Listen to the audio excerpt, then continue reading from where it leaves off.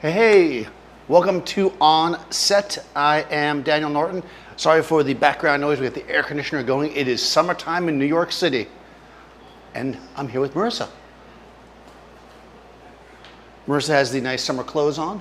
Is this a romper or a jumper? It's a romper. Oh, I forgot my belt, so don't worry. And there's no belt. Luckily, this is a headshot. We don't need a belt, right? Nobody's going to see the bottom. Well, I guess everybody watching the video will see it. Well, I'll just go like this. Nobody now in the that I picture. told you. Right. Now everybody's going to stare at the fact that she doesn't have a. But anyways, we're going to do kind of three styles, if you will, of headshots. We're going to go a very super soft, kind of even light, a little bit more of a soft but shaped light, and then a more contrasty style. Let me know in the comments there which one you want to see first while we kind of get things going a little bit. Let me just, first I'm just going to talk. You ready? Oh, I'm ready. I'm ready to talk. So actress headshots are really interesting. They've changed a lot over my very short career as a young man. It used to be they were terrible and boring and all the same, right? Because they had to be, right? You were an actor, you got your headshots like once a year or once every 6 months, depending on how much you changed or how old you were. And then you had like 500 copies printed out, which was very expensive. You sent them off to the casting agencies, casting directors, I should say. And what you get is, you don't want to have the wrong kind of headshot, right? You don't want to have that weird one that nobody wants to look at. So you're going to go for kind of the samey. So if you go back and you look at all these, whenever you go to like a pizza place in New York City, there's always like a headshot, right? Of some celebrity from like the 60s. Like they all look the same. They're all kind of like, but as time has changed and developed and a lot of stuff's online and people are changing up, actors are getting headshots more often because there's so many more photographers, I guess, or because things are changing. And they're all different shapes, sizes, positions. Now horizontal headshots that are closer, which is, I like. All these kind of things are really popular and different styles are popular, and you can actually get a subject on your set and shoot a variety of things and they can use all of them. So we're gonna do that. I mean, I'm gonna just, one thing I'm not gonna change here is I'm just gonna keep the background the same in all these. I'm just gonna go with the white background, nice and clean, nice and simple. You can do whatever you like. I'm not a huge fan of bright colors for backgrounds for headshots, but there are photographers that make their style all about that. I'm just gonna go simple and white. So in order to do that, I've got two Profoto B10Xs. Those are my big guns. If you're trying to make your background white, you're gonna need a lot of power, even though the background is in fact white. So I'm gonna put my more powerful lights back there. I'm using two V-flats here from V-Flat World. Lights into them, bounce back against the wall, get a pretty even white background back there, nice and even. And the advantage of using V-flats as opposed to just shooting the lights at the wall or maybe using umbrellas is the chance of getting spill back onto the model is diminished, right? So she'll be separate from the lights. We have two separate zones so we can overexpose the background, get it nice and bright, and we don't have to worry about the light kicking forward. This is especially useful in small spaces or spaces where it's really white as far as the bright, but also if you had like weird colored floors like purple or orange. Maybe you have a floor that's purple. I don't know. Does anybody have a purple or an orange floor? Let me know. But yeah, if you have a space, right, you have red walls, right, the light in the space is going to pick up. So we're using the V-flats to kind of control the shape of it. That's why we're doing it in the background. This is real simple. It's like kind of a commercial look. So again, I'm just going to take my V-flats. These are from V-Flat World.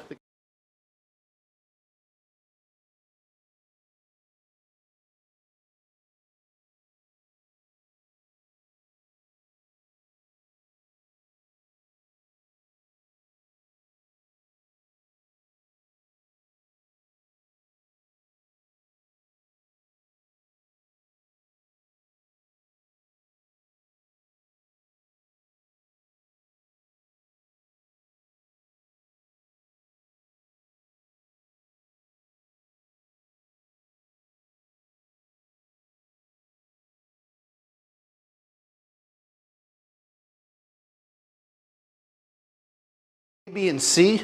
Well, Dan, you know what? What? You gotta do that whole part over again. But Okay. audio cut out for the overhead again. Oh, okay, when did it cut out? Which part should I do again? Starting at the As backgrounds. soon as you touch that V-flat.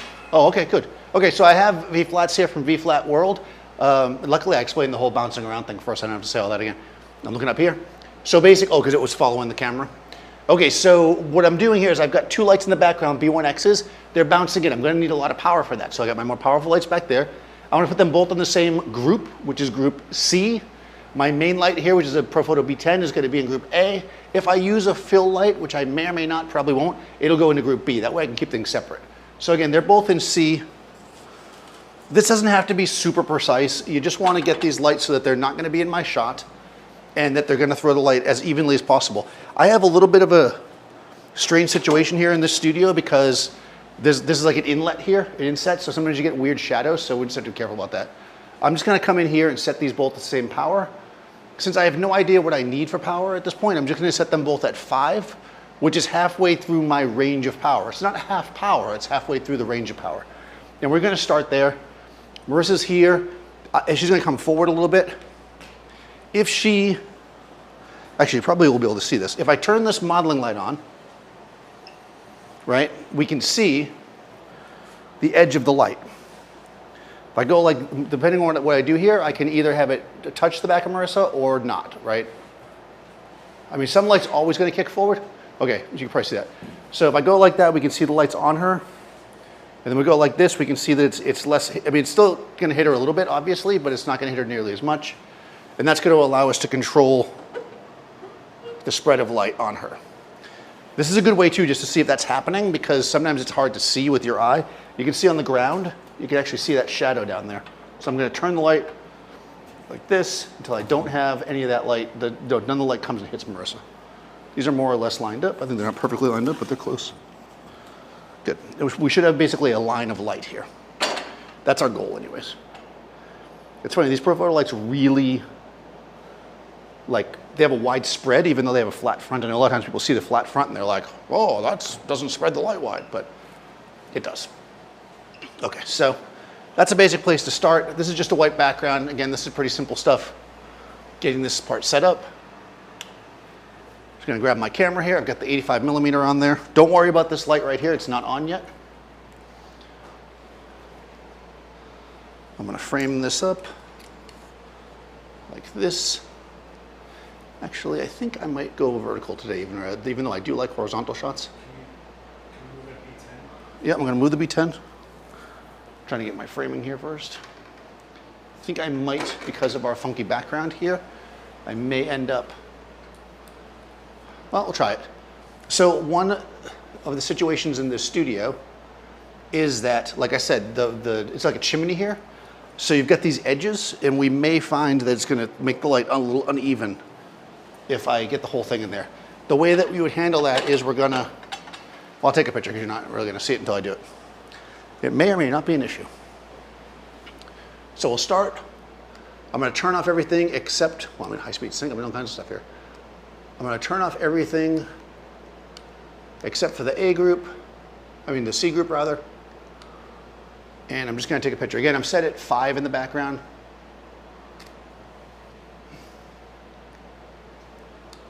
Why is this? Oh, okay, hold on.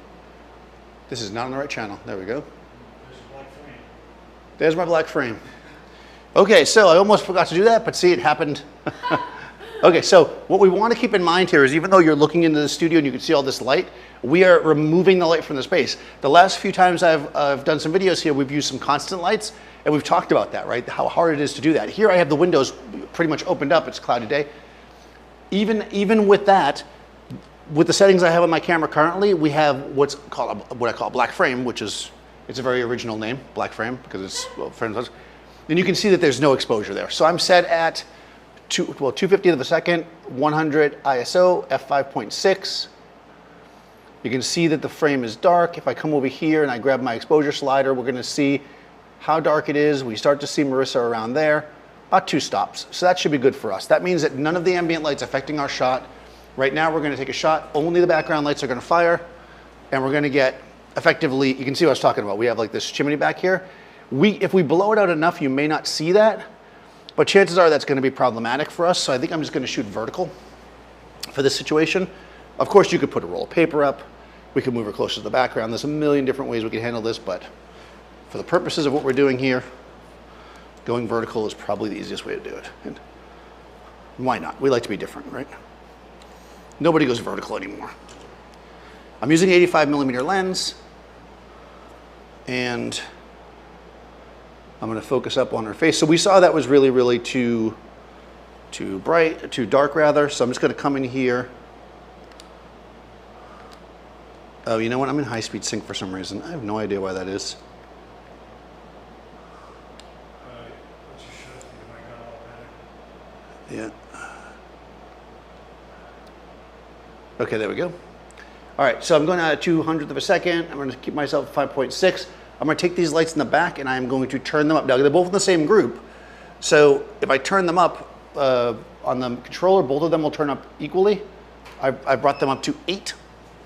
Okay, now we've got way too much light coming from the back. So we're going to balance this out a little bit. And again, this is just a process that we're only going to have to do once. Once we get ourselves set up, we don't really care too much about Marissa here in this. Okay, see right there, we're getting an edge, but we're not getting fringing. So that looks pretty good to me. If I put my little thing over here, we're not quite at 255, but I think we're good. Let's go a little bit brighter. Actually, I'm gonna have you come forward a little bit. Yeah. Come in tighter. And I'm gonna turn it up a bit. See. What I wanna get the background to be is 255 all the ways around, or as close as possible to it, but not have it fringe up on her. There we go, 251 at the very edges, that's pretty good. That should be good. Okay, and again, we're not getting fringing here, so we should be good to go. Now, that's not even the headshot, that's just the basic setup, right? Okay, so that's the background. We've got our background set up, we're using an 85mm lens, like I said. So 255 is absolute white or absence of any information on your histogram. So when you scroll your mouse over the image, you can look and see your red, blue, and green channels. And when they are 255, that means there's no information in that channel. So you want 255 across the board if you want white. Well, absolute white anyways. And we want absolute white if we can get it because, you know, it's just simpler that way. Now, some light might hit the background later. Did we get any feedback on if we want to go soft or hard for the first shot? Okay. 1 or 2 people said hard light, so we'll start hard. That's good. Okay, so we've got this basic setup here. We're going to go a kind of hard shot, a medium hard shot, and a super soft shot. Which one should we start with? Let me know right now as I'm kind of assembling things here. Also keep in mind that all this light that's lighting Marissa's face right now, which is pretty dead and flat, is bounce because I am in a white studio and I'm bouncing powerful lights from the back. They're coming forward and making effectively light in the front.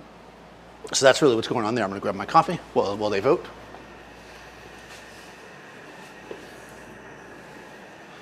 Because coffee does not boil when you make it, it does not steam. But tea does. I am 50-50. You want to go hard or soft, Marissa? Soft. All right, soft. Marissa says soft. That's the true answer right there, guys. Not ask random people watching you, but ask the subject. Oh, well, too bad. Marissa's voted. Okay, so in order to create the softest of soft lights, we want to use a large source, right? Large source of light. The hardness and softness of your light is determined by the size of your light relative to your subject. Not by diffusion, not by what it says on the box, not by the name of the product, not by what some influencer tells you on YouTube, by the size of the source relative. Now, Marissa's head, while above average in size, is nowhere near as big as this. This is a 4-foot square Shamir frame with a half silk in it. I'm going to put a soft sandbag on this. And what we're going to do is we're going to bring it in and we're going to put it more or less right over the camera. This is the rock bag. It's full of pennies. It's Paul's savings. I use a penny bag. Okay, so before I put this in position, I'm probably in a really weird spot. We want to consider contrast. If I keep the position of the light source, which is going to be this, flat, what we're going to get is flat light, right, where it's even across our entire face. If you are photographing somebody that has a troubled complexion, maybe they're older and they've got some wrinkles they don't want to really maybe highlight, and you don't want to spend a lot of time in Photoshop because who wants to do that? You want to keep your light flat. That's going to make it even. It's also going to make it flat, right? So it kind of comes down to style. If we want more contrast in our light, even when it's big, we can make it more contrasty by tilting our light source. We can also swing it into Marissa's head like that. So before you do that, you actually have a kind of annoying guy asking you to do a reflector in the front before you do any heat. Maybe use that as a reflector. Okay, so somebody's asking about using a reflector from the light in the back. Well, if I put a reflector in front of her and the light is, it's not going, there's not enough light coming past her to really do much. We can do it and maybe get a catch light. So we can try that. But that might be successful if you had a really bright light coming across her shoulder, like the sun. Or like a video I did, I think it was 163 with Erica, where I did exactly that. With a hard light coming from the back and I bounced it back in. With a soft light, it's not going to be so, and why is this light from the back soft? Because the wall is bigger than Marissa, right? Even relative size. But we'll try, I'll just bring this in first. It won't do nothing, but it's not going to be enough. Okay, so let's put a little bit of an angle on it, but not too much, because Marissa is a young lady. Is Bill Flash with daylight with Erica? Is that it? No, it's called something like Bounce or something. I can't remember. It's been so long. It was with Erica, though, right? It was definitely with Erica, yeah. Effectively, what I did was I put a V-flat in front of her, and then I put 2 reflectors on it to build like a reflector up and down, and I shot the light from the back and gave her a nice separation light with a film. What's that? Tell them it's cops. Oh, there are police coming. Don't worry, they're not coming here, I don't think. They think it sounds like a dog howling or something. Like a what? They think it's a dog howling. Oh no, that's not a dog. I mean, it might be a dog, but not a dog. I don't even know what that means. Didn't make any sense. All right, come forward a little bit. All right. Okay, so this is with just the silk used as a reflector. This is probably going to maybe open up a little bit. Maybe it'll be perfect and I can just go home. Oh yeah, made it a little brighter. So, again, it made it better than nothing, but she's still a little bit dead in the eyes. It effectively just made it brighter, so not bad. If you only had that, you could do that. Probably a silver reflector might be a little better, but you know, we're there. How far into this are we before I've already gone off course? This is why I don't use a script, because I would be following it anyways. Yeah, I think so. We got silver? Yes, please. Thank you, Seth. This is Seth Miranda, one of the best photographers in New York City. Yes, perfect. You are the best. He made these, by the way. We sell them online for brooklynreflector.com. All right, so. Nah, someone's going to get that URL. There we go. Silver reflector. I might be able to just go home. Yeah, you know, not bad. Yeah. This is the kind of shot that you probably would think is good until we start going. Well, honestly, it's pretty modern. Like, that's a Yeah. lot of like IG kids. Well, the thing is, that would be fine, but if you were going to do this, what you'd have to do is this. Here we go. All right.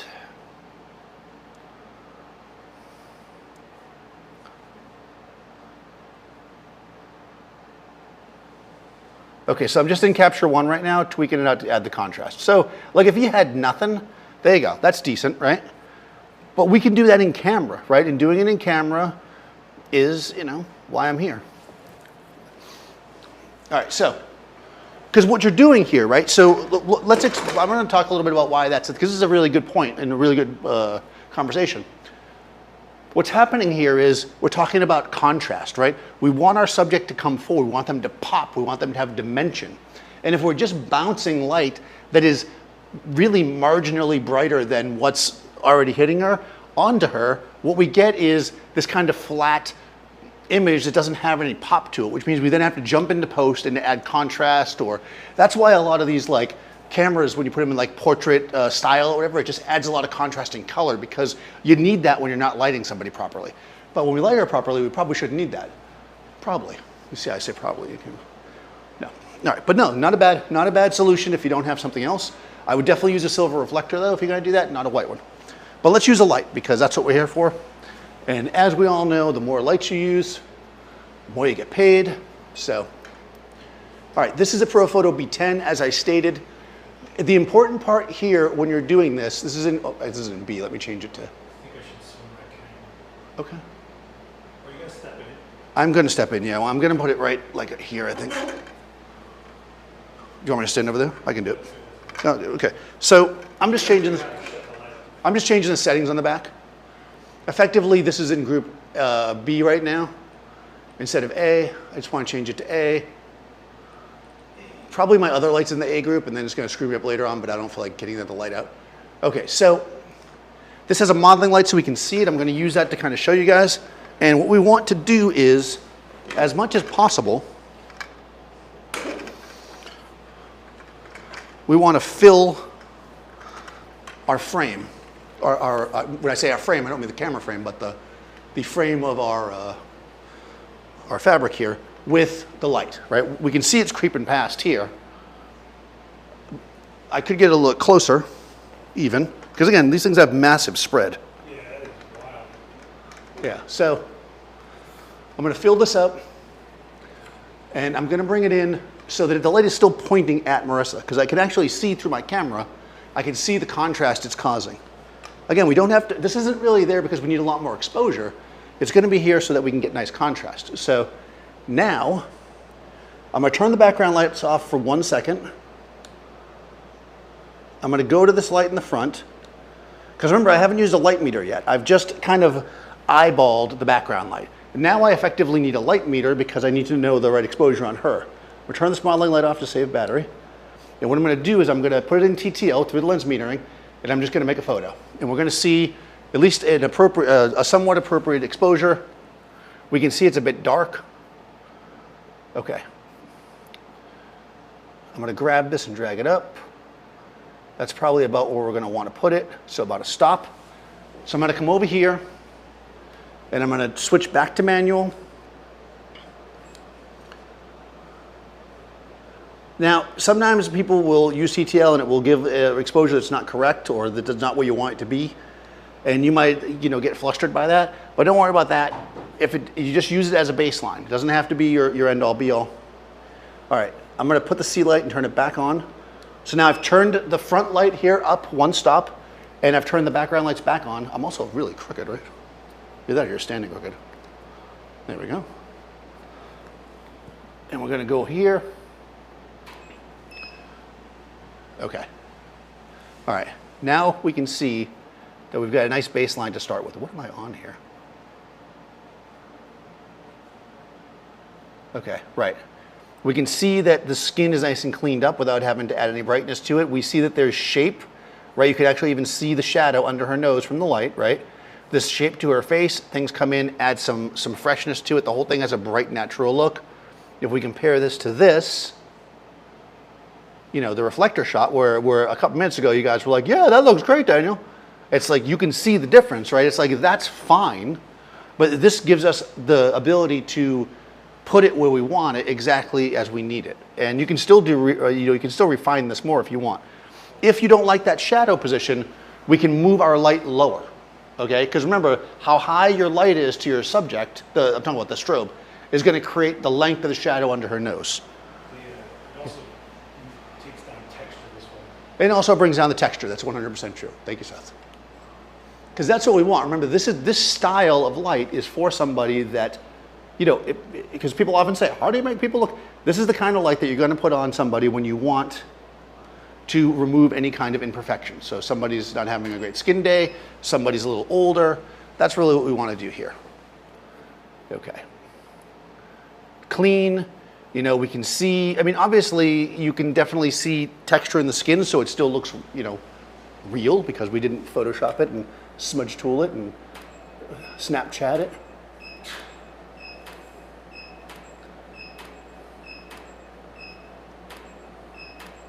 Okay, and we can bang it out and boom, boom, boom. Clean, bright shots. Nice and easy, the softest light ever, beautiful, even on somebody like Marissa. All right. Any questions about that? Now, the thing is, if you didn't care about the white background, of course, we could just turn that off. It's not going to go black, though, because of the inverse square law. It's just going to be gray. Right? So if you want that gray background, we've got like, and it's nice and even, except for the fact the walls has texture to it. It's nice and even because I'm using such a large light source, it's spreading it out, right? So if we want a quick variation, and we can actually see here that we've got less, we have even more shape to the face because now we don't have that fill light coming from the back. So again, we can shoot something like this. And what's nice about this is that with these, you know, these cameras with the live view, what do they call these, mirrorless cameras? You can do it like this. You just hold it out in front of you. Remember when we used to make fun of people for doing that? No, I just do it. I do it all the time. You're using a tripod. Well, I am using a tripod, that's true.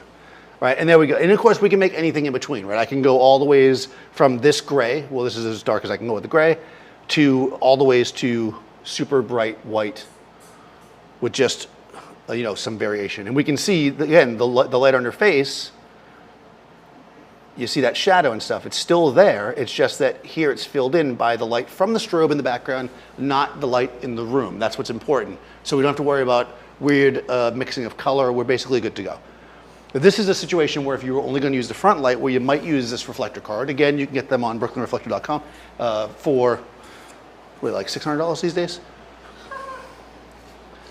This is probably not going to do much, but we're going to give it a shot. Links to the panel in the description. I did not put a link to the panel description because I decided to use it today. Because that's how I roll. It is called a Shimura panel light, I think is what they're called. You think I'd know this? Yeah, there we go with a reflector if you didn't like it. That looks better to me. I felt like it was a little too shadowy for my personal taste. So if you like a little bit more, this is a bonus one, by the way, guys, because I wasn't planning on doing this, like no white background. Very nice, right? No extra charge for that. Any questions about this? The other thing you can do with this panel, by the way, if we didn't have all this space, we could put the panel behind her and shoot a light through it and make the panel the background as well. So many options, so little time. Now, let's see. I'm going to leave this one over here because I might use this as a fill light in a second. So I'm just going to move this guy back. Yes, that's full of rocks. Paul was like, I did this job for this guy, and all he paid me was a bag of rocks. Okay. I have no idea where those rocks came from, but that's okay. All right, so now we're going to go to, we'll call medium hard. I'm going to use what is probably more common for you gentle folk, which is a softbox. Okay, I'm going to use the same light, the same light here. And normally, when I'm doing this kind of stuff, I might take this. This is a 3-foot octagon from Profoto. This is not the new beautiful OCF one. This is my old beat up RFI, but it served me well for many years. Exactly. But they have a new beautiful OCF one, which I may have to get at some point. Because I do like me a 3-foot octa. Okay, so no,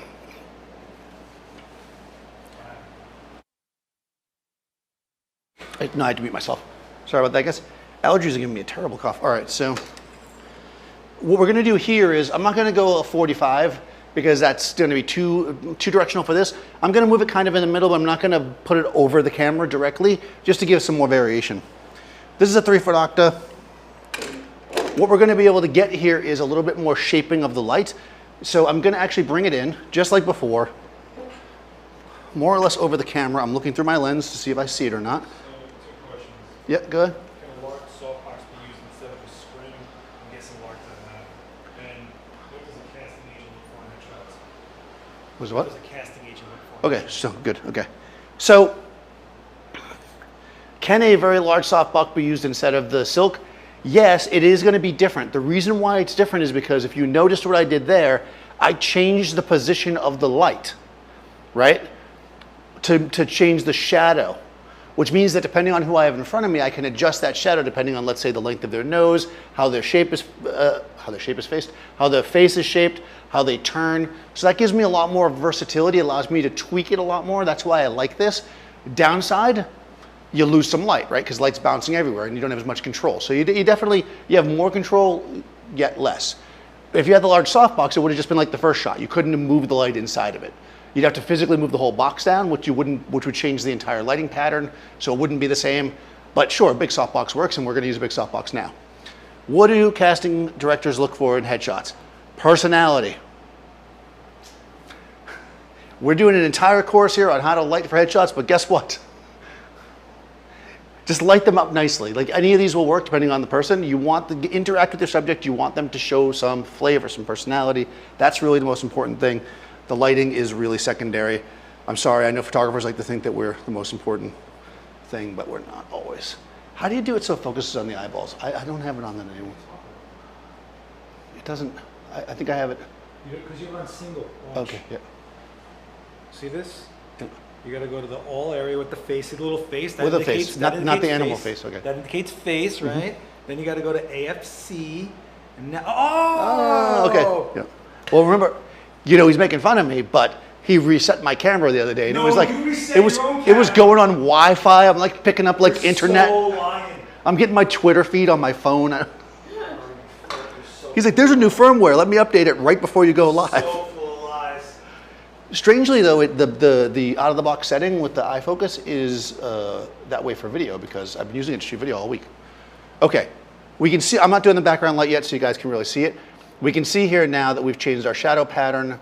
We can see that the light itself is a little bit punchier, a little harder, right? See the difference there? You can see a little more shadow on the side of her face. This adds a little bit more mystery. This is going to add a little bit more flavor. Now, depending on how high you bring the light, you're going to want to consider tipping it. Like right now I have it pretty flat. I think I'm actually going to lower the light a smidge. And people always ask me how high you put the light. Make sure you put the center of the light above the eye level is generally a good space to think of. I'm going to raise this up. So I've got a little bit more angle. I'm going to come in a little bit more to the center. Yes, and I'm going to get another sandbag. Thank you, Seth. We're sandbagging, but you know, in a good way. Okay, so I'm bringing it up and I'm just kind of looking. I want my light to fall over my subject, right? So, what lens am I using? I am using the 85mm f1.8 Nikon. Okay, so why am I using this lens? Okay. I like an 85mm lens for headshots because it generally, okay, and I know that it doesn't actually compress things. This is just the words we use in photo, so before you get into the thing. It adds a little more compression. It flattens the field a little bit. It adds a little bit more, it doesn't lengthen. It's a little bit more natural. I know that people say 50 is natural, but it's only natural when you're far enough away. Remember, the distance that you are from your subject affects the compression on them. I've done videos about this too. So, actually I did a video with Marissa on there where I shot the same one. So the reason why 85 is because it puts me at the distance that I want to be to shoot a standard headshot and still get that kind of neutrality. If I use a 105, let's say, which is a great lens, and I back up, you're going to start having more of that compression. If you've ever seen somebody with like a bunch of pictures of somebody and all of a sudden you see that one picture of them and you're just like, oh, they look kind of weird, that's because they're probably using a long lens on them. And long lenses compress faces a lot more. They make them wider, which isn't going to be ideal for Marissa's face shape. So I don't want to use a 105 or a 150 or 200 on Marissa. If somebody had a very narrow face, I might do that with like kind of more of a like hawk-like, pointy. You know, some people have kind of like a long, like thin, like face, but she doesn't have that. She has like a more of a youthful, not quite round, but rounder face. Why do you have the camera shooting up her nose? Why do I have the camera shooting up her nose? I do not. Yeah. I'm not sure what you mean by that. In order to get the composition that I want to get and not have to tilt the camera up and down, I am at the height that I should be at. If you want me to raise the camera, is that what you're trying to say? Well, no, there you go. Here we go. I raised the camera. There you go. Commenter. That's what you get. Good. Good for you. And then the only way you can compensate from that is to go like this, which you see so many times with amateur photographers. No offense. You're shooting down at somebody. I don't want to shoot down at Marissa. She is my subject. She is powerful. I don't want to shoot down at her and make her in a submissive position. That's why. So that might be how you do it, but it's not how I do it. So there you go. But I can shoot up her nose if you want. Actually, I think I'm going to go horizontal. I didn't even ask. I didn't even tell you guys I was going to do multiple setups. I'm going horizontal now too. Sorry, another question? Another question? Or no? Okay. Okay. So now note that I'm going horizontal, so I'm going to have to raise the camera. Your camera position should always be based on the composition that you're trying to create in your subject. Now here I'm a little nervous I'm going to get that weird background, but we'll give it a shot.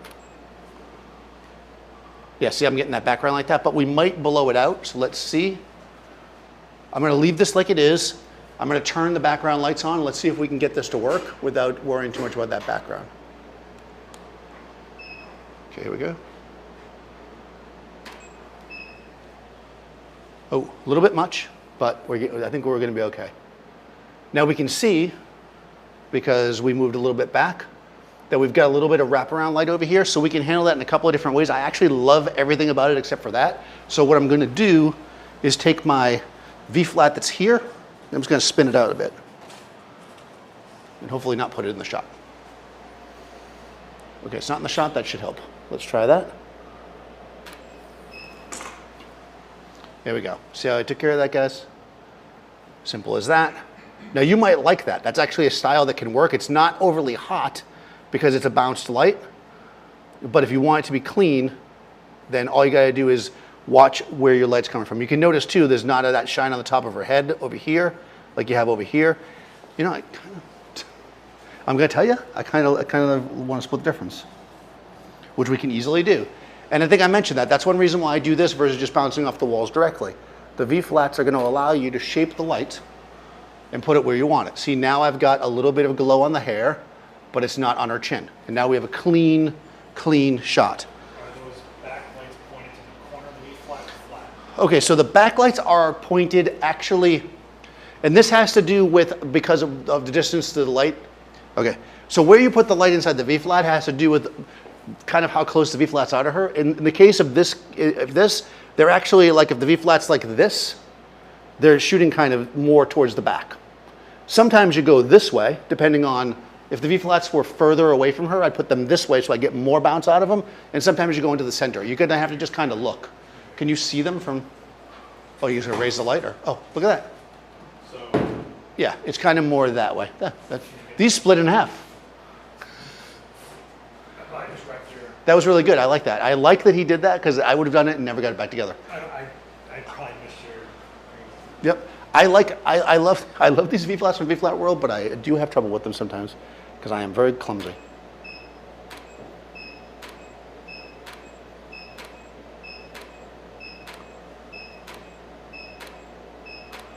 Okay. Now, if you are a musician and you want to sample that beat for your next record, you feel free to do it. How do you feel about a small softbox very close to the face compared to this large box further back? Okay, so this is a good question and something we're going to get into in a second when we go with the punchier light. Small light, close, large light further back. So going off what we said at the beginning, right? The softness or hardness of the light is based on the size of the light relative to the subject, meaning that if I take my light and I move it further back, it becomes smaller, right? So yes, you could easily do that. Take, let's say, a 2x3 softbox and put it 5 feet away versus a 1x2 softbox, and a 1x1.5 softbox and have it like right up close, right? And you'd get the same hardness, softness, but what you would get differently is the coverage of the light, meaning that when you put it really close, it's going to fall off quicker, right? So even though it's the same hard soft, it's still falling off quicker. So you're going to see darker shadows, and you're also going to not infect the entire scene with the light as much. So which one? If I'm doing beauty, if I'm doing fashion, if I'm doing more kind of like portrait where I really want to shape something and have like a lot of depth and emotion in it, I will often favor a smaller light closer. That's my go-to, personally. if I'm doing a headshot where I want it to be more open and usually more kind of, even with the punchier light, like here, more breezy, we'll call it breezy, I like that, then I usually want a larger light further back. So it kind of depends on what you're doing. Now, note that this is a little bit more contrasty than our first shot. We could make it even more contrasty by turning the background down a bit. I'm gonna turn it down one stop. That might be too much, but let's see. We have a secondary problem here because I have that little corner. Yeah, you can see the corner. So if I wasn't concerned about that corner, then, and actually the whole exposure is too dark now.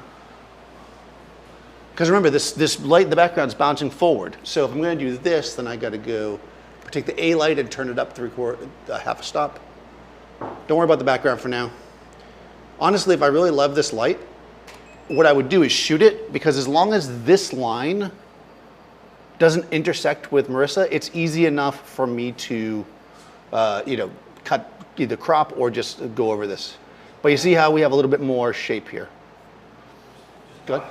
What's that? Just dodge it out. Yeah, you can dodge it out, exactly. So the background in this case, by the way, is not like super, super white. We can see that here. And that's because I was trying to demonstrate to you how to do that. What you would need to do here is just grab this guy and go, whoop.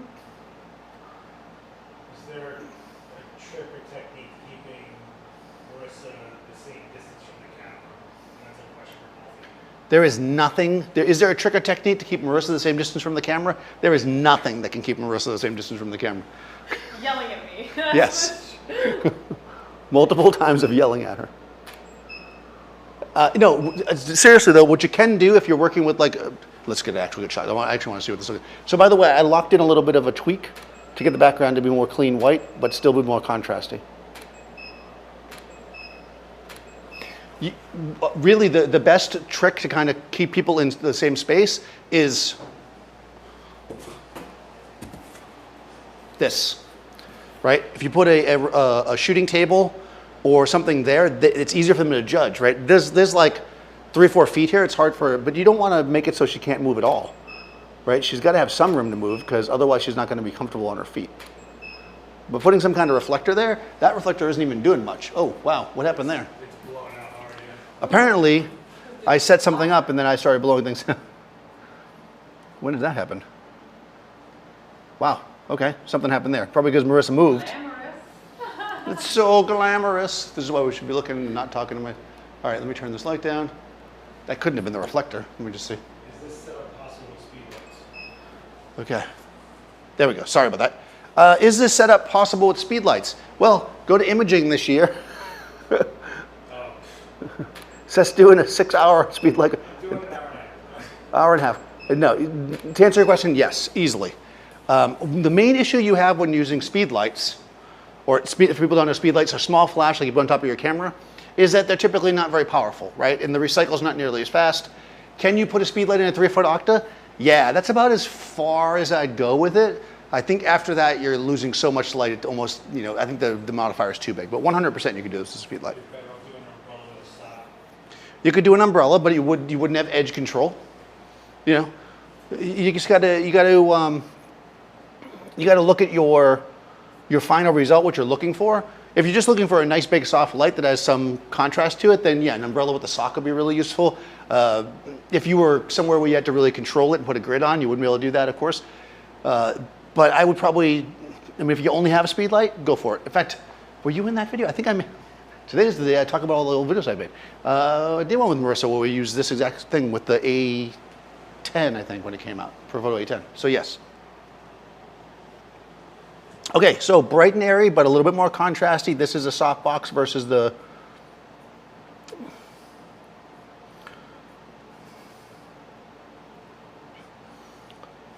Because at first you were probably like, but Daniel, that looks the same. But does it? Right? One is kind of got this like softer, we don't see as much detail in our skin, there's less shadow there, a little less contrast, right? That's the frame. Over to the right, we've got the softbox, a little more conventional, a little smaller, right? So it's a little harder, not quite centered on her. So we've got like a little bit of shadow coming across the face. So these two are similar, but not the same, right?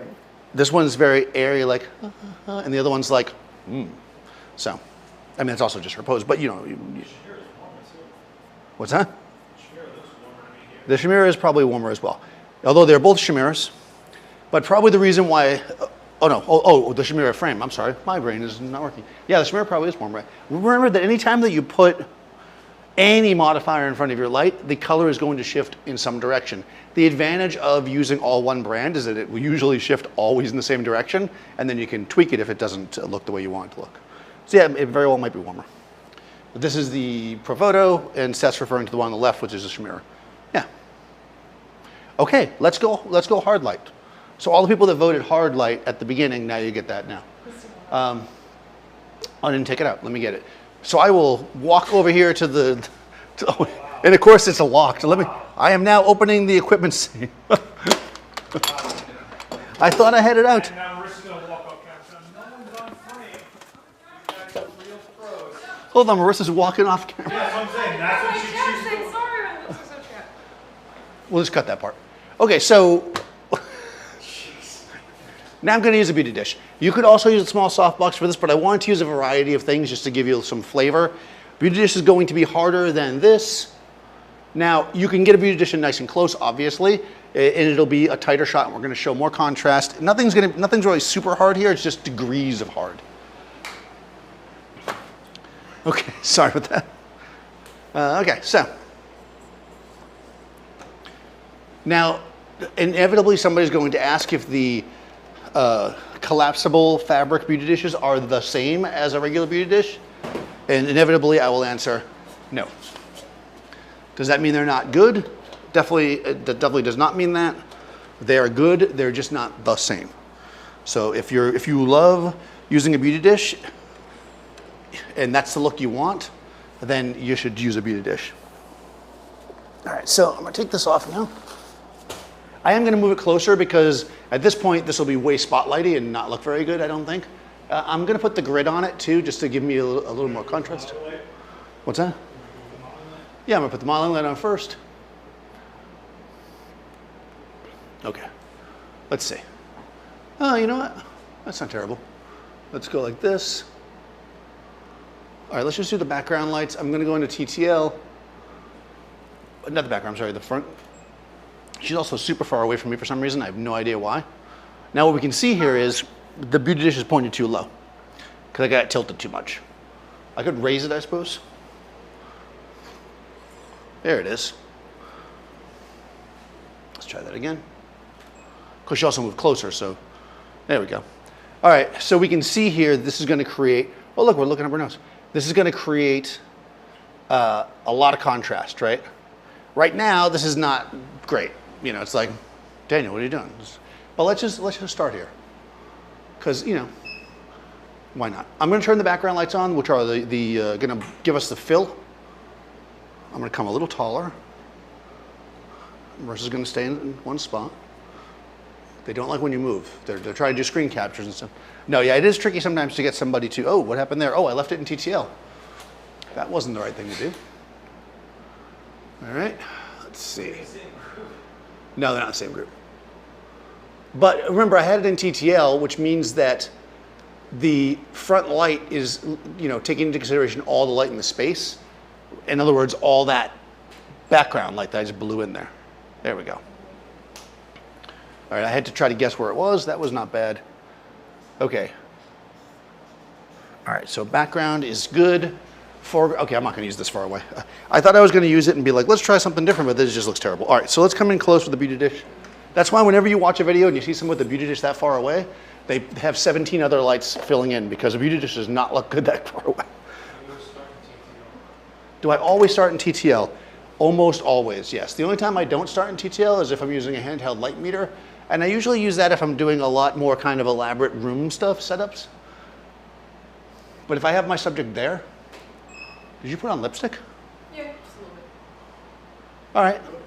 This is, by the way, this is the latest trend on TikTok. Let's. No, your capture one's overexposed. Hit Apple R. Well, yeah. Well, no. You know what it is? It's. I left it again manual. All right. So let's test the. Oh yeah, that's not terrible. We'll test the dynamic range. Okay. So we're stopping half up. This is me, when I start making too many jokes, this is when I screw everything up. So let me go back to where I was. Let's buy the book there, Daniel.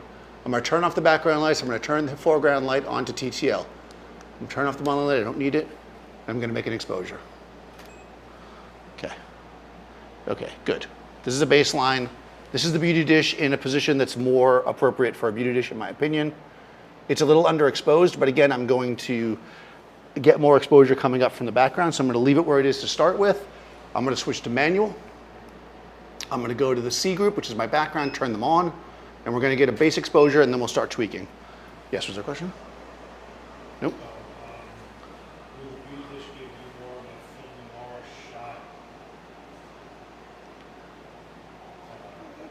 shot? Okay, so would a beauty dish be like film noir? Okay, so the thing here is this. That's exactly what we don't want to do. We don't want to create a stylized headshot. Remember somebody asked earlier, what's the most important thing? Did I say the light that you use? No, it's the expression, it's interaction. The reason why we're doing different lighting sources is to show how we can use them for different types of light. The reason why I'm going to use a smaller, harder light is for somebody who has a real prominent shape to their face. We want to really cut out the cheekbones. We want to really cut out the jawline, right? This is why we're going to use this. I mean, I'm just using, the same subject, obviously, for all of these, so we can show the differences, but really, you would pick the one that's the most appropriate for the subject that you have, which for Marissa is probably the second one, but in my opinion. Okay. I'm going to take a look here. I just put this thing in the middle to get a little bit more of a better shape. I'm going to turn on, let's see, turn off the background light. I'm just gonna work with the beauty dish for a second. I just want to get this where I want it.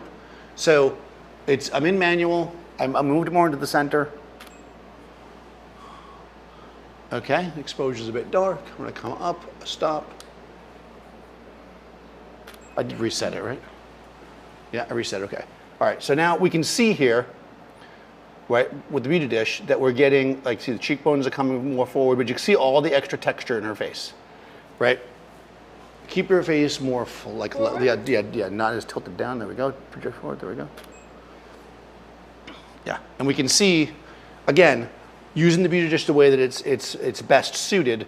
We're getting this. We're seeing the shape of her lips.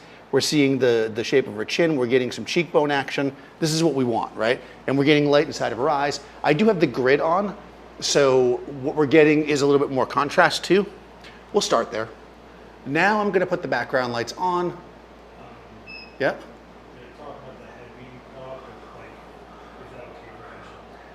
Is the head being cut off okay for a headshot? Yeah, sure, it definitely is. Who are you showing these to? Casting directors. What are they casting for? Movies, right? In movies we do that. If you don't feel comfortable doing that, you don't need to. You can obviously leave space. I like to cut it off, it's part of my style. But everybody who tells you that the reason why you don't cut off the top is because people won't know what their hair looks like is nuts. They just ask for another picture. Right? It's not like they need to show that. What we want here is an impactful image, and we can see we got that shadow from the beauty dish under here, and then the highlight coming from the back, and we're getting the shape of her face. In fact, what we're going to do here, I will put the top of her head in actually, because I'm going to actually go vertical with this. I think it'll be a better shot. I'm opening up these background lights now, the V-flats. I'm going to switch over and go vertical, because I just feel like a vertical is going to work better here. And we're not restricted, unless our subject asks us for something specific, we're not restricted to vertical or horizontal, since primarily these things are going to be seen digitally online anyways. You know what, this is where a longer lens would actually be nice, but I don't have one, so I'm just going to keep more of her body in the shot. Okay. All right. Uh-oh, get ready. It's happening. Oh my God. Just for simplicity's sake, I'm gonna go rogue here. If that's the case, I'm going to bang that light. Yeah, okay. Just want to see if this is working. Yeah, okay. Sandbag on here. Oh, we're going handheld. It's the end of the day. Getting a little wild, right? Now, I think it's a little dead in her eyes, to be honest, and I'm not loving this reflector. So I'm going to come in here. tweak this a little bit back. I'm gonna grab a reflector, which I have right here. I'm gonna go like this. Now it's not easy to get a good reflection with the beauty dish. Chin up a bit. Good. But we should be able, oh yeah, this is why I'm usually on a tripod. Do you see why I'm usually on a tripod, guys? Did you turn it to drunk Daniel again? Yeah, okay. I'm just trying to determine if I want the reflector or not. Yeah, I'll go back on a tripod. This is why we stay on a tripod at all times. Handheld's a young man's game, Daniel. Yeah. Well, because I have a lot of things going on. There we go. All right. The last thing I want to be worried about is the camera. All right, put your chin up a smidge. You love to put that chin down. Wait, She's down? fighting me down. Okay. No, don't put it down. Okay. I said you like to do it. Good. Okay. I feel like my eyes are so squinty when I look down. Well, don't look down like that. All right, hold on. I'm getting the top of your head in because I know that they're having issues online with the missing the top of your head. People love to have the top of your head in the shot. Look at that. The top of her head's in the shot. What? Okay, so this whole thing looks a little bit dark. So I'm just going to come in here and I'm going to bring the A light up. If doing a set of images is 4x5 standard for portfolio. Hold on, what? Yeah. 4x5? What? What format is standard for portfolio, I guess? Oh God. You love to put that head down. She loves to put her chin down. That is the Marissa look. Sorry. No, you can do it. She does do that top chin. I just Yeah. wanted my eyes to be level with the lens. No, you don't. You want to look up because you got that puppy dog thing because you know that it has that little bit of like, I'm really pretty, but that's not the prayer. Does it? Yes, you are a, oops, sorry. You are a rocket scientist, but a happy one. Am I happy? You're happy that you are sciencing the rockets. She's like, Marissa is refusing to smile today for me. Do you want me to smile? No. You know, I'm not loving the reflector. Okay, so again, this is going to create a little bit more shape. By the way, notice how I get closer to it and the whole thing starts to get like a little bit more like warpy. So I'm not loving it. This is why I'd want a longer lens, but don't have one. So instead, we're going to do this. What do you have, an 85 there? Yeah, Seth did not bring me a longer lens. No, I think that's a 50. Is it? Yeah. This is a 50. Are you shooting with 50? Yeah, hey, look at that. Daniel's got the 50 on for some reason. You're back. You're doing great. It was testing you all that were watching. We'll just cut, this is a 24. Where's my 85? Wow. Oh, look at that. I didn't even know I had a 50. Hey, I have a 50. I have a 50 because that's the one I bought. Oh, well, there you go. Apparently, I've been shooting with a 50, and honestly, hasn't been too bad. Wow. I guess the reason why the 50 looked good to me is because I usually shoot with 50s. You have to move way back. Oh, I'm very excited now to have the 85. We're about to crush this thing. We're about to do this whole thing over. All right, we'll scrap that, start over. You guys, no, we're not.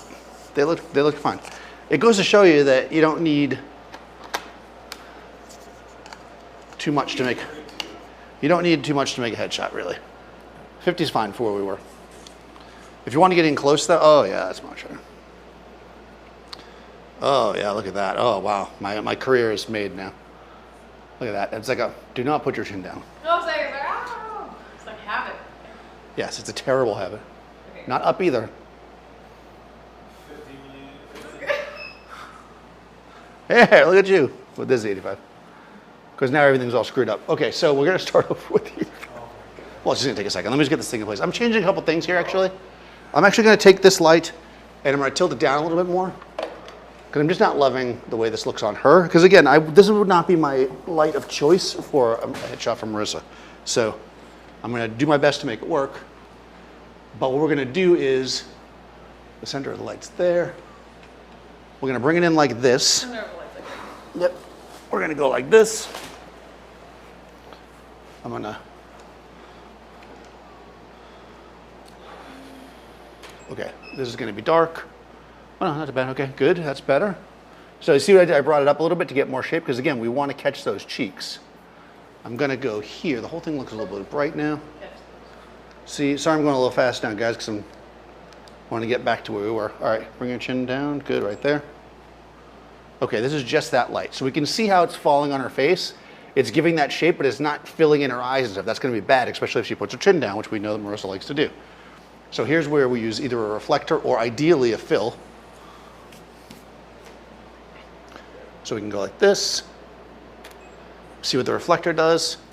Not much, right? I mean, it's not nothing, but it does not much. So this is why I left this here this whole time, see? This is where we use a fill light. We're using a hard light to create shape for her face, but we want to still have a very gentle light. So what we're going to do is take this and just put it back here, behind the camera. And then we're going to grab another light. So this is now going to bring in an on-axis fill light. So effectively we're shooting from directly behind the camera position. Yeah, there's a lot of boxes over there. We're going to put it directly behind the camera position. We're going to dial it in so that it is probably like, maybe like a stop or so under the key light. Now somebody's going to ask, is my shadow going to be on her? No, the light source is big enough, it's just going to wrap right around. So we don't have to worry about that.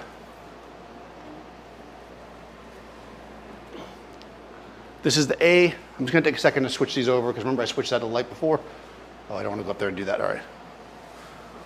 Now I'm going to have all my lights messed up, but that's okay. For you guys, I will do this. Okay. This is my fill light. It's currently in the B group.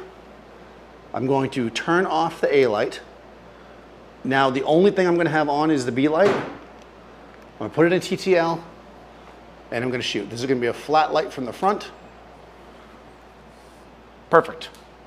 It is boring and exactly what Marissa loves.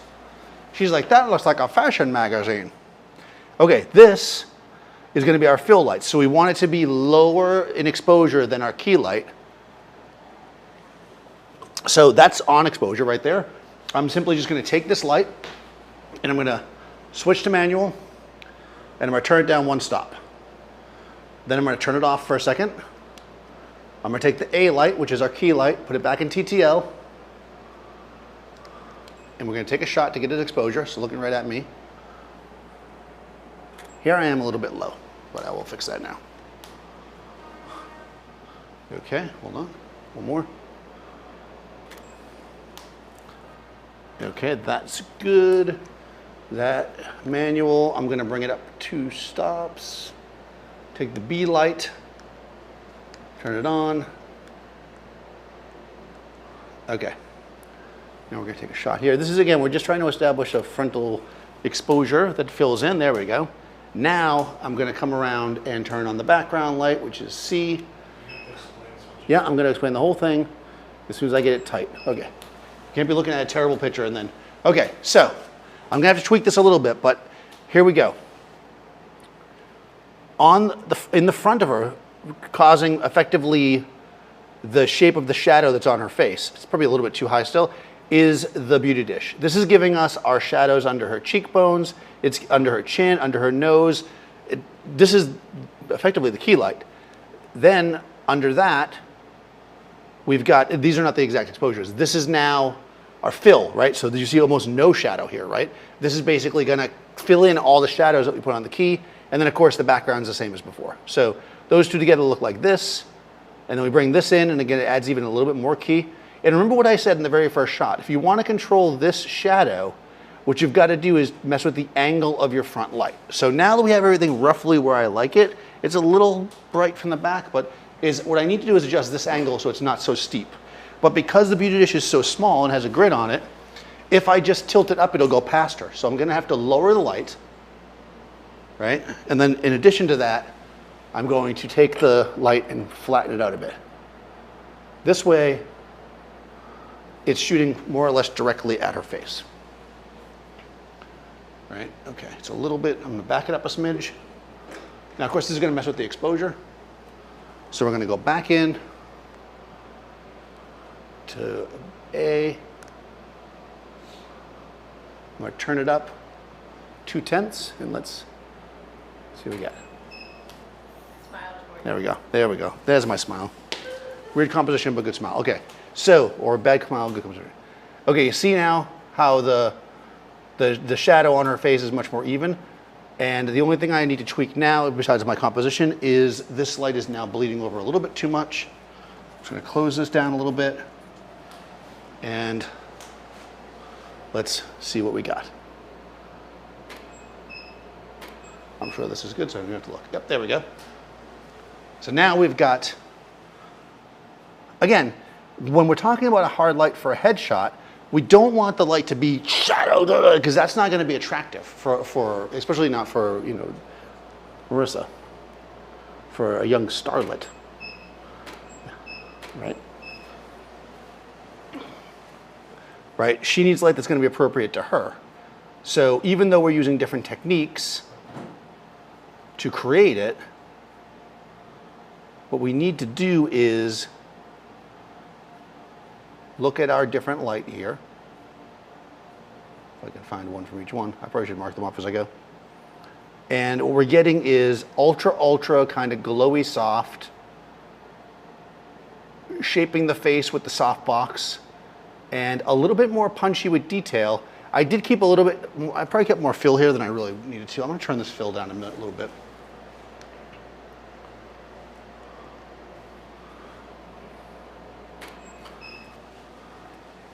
Better. Okay. Now I got to find them again, but you get that. So here we go. This has got a little bit more. What's that? Square format? Yeah, I'm square. Whoop. There we go. Shooting with Hasselblad. All right. So we got. Is this light you would be using comparable with more masculine model?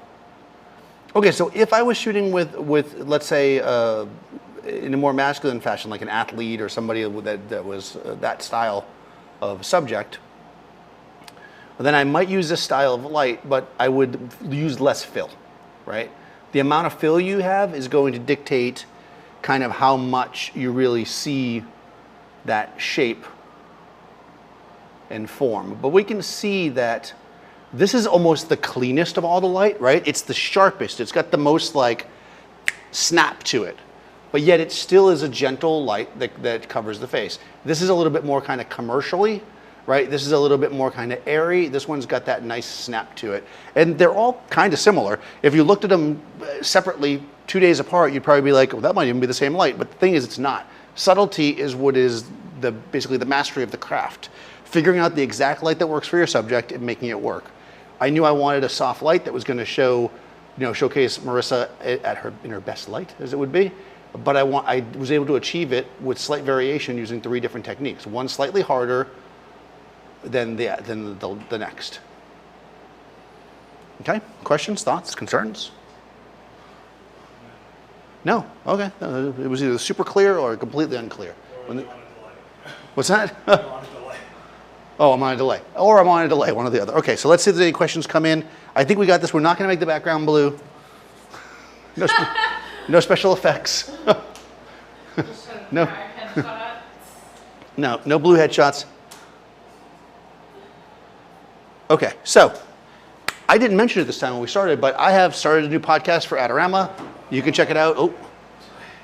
Avoice with Daniel Norton. If you go on any podcaster thingy and you just type in Daniel Norton, you'll find it, but Seth's going to put a link.